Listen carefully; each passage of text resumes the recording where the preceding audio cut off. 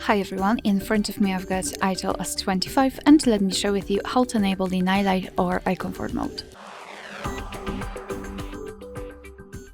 So let's begin with opening the settings, and here we have to scroll and find display and brightness.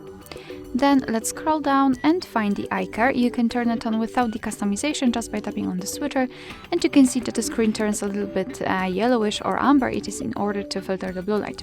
You can also customize it. Just tap on the eye care, and here we've got the intensity. By going to the left we can make it cooler, and by going to the right warmer. You can also schedule that feature. Just tap on this custom schedule, tap on this option, and now you can freely choose the start and the end time.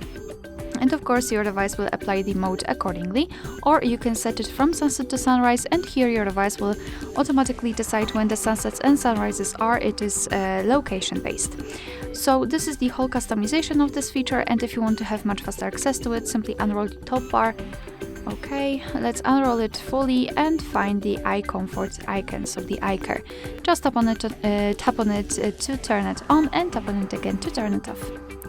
Alright, so that will be all. Thank you so much for watching. Please hit the subscribe button and leave the thumbs up.